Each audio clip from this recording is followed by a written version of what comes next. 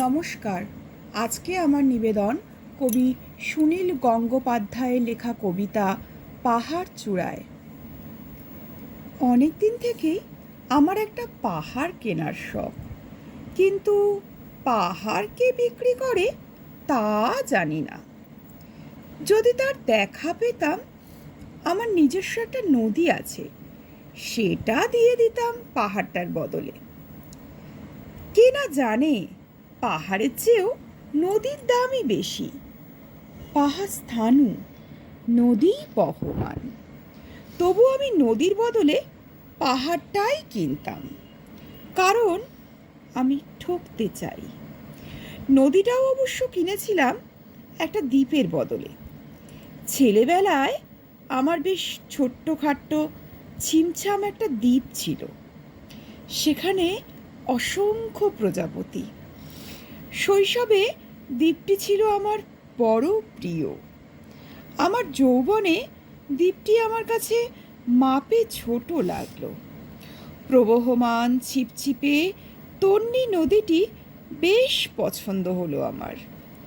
বন্ধুরা বলল, এটুকু একটা দ্বীপের বিনিময়ে এত বড় একটা নদী পেয়েছিস, খুব জিতেছিস তো মাইরি। তখন জয়ের আনন্দে আমি বিহ্বল হতাম। তখন সত্যিই আমি ভালোবাসতাম নদীটিকে। নদী আমার অনেক প্রশ্নের উত্তর দিত, যেমন, বলো তো আজ সন্ধেবেলা বৃষ্টি হবে কি না।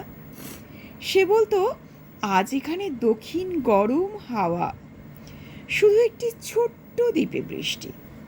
সে কি প্রবল বৃষ্টি, যেন একটা উৎসব। আমি সেই দ্বীপে আর যেতে পারি না। সে জানতো, সবাই জানে। এখন আমি একটা পাহাড় কিনতে চাই। সেই পাহাড়ের পায়ের কাছে থাকবে গহন অরণ্য।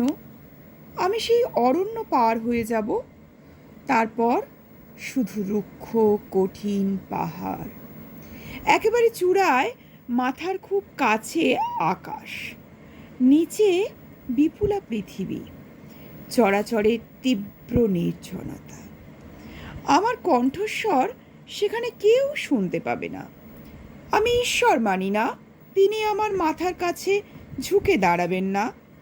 আমি শুধু 10 দিককে উদ্দেশ্য করে বলবো, প্রত্যেক মানুষই অহংকারী।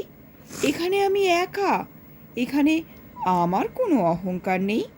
এখানে জয়ী হবার বদলে ক্ষমা চাইতে ভালো লাগে। হে 10 দিক, আমি কোনো দোষ করিনি, আমাকে ক্ষমা করো।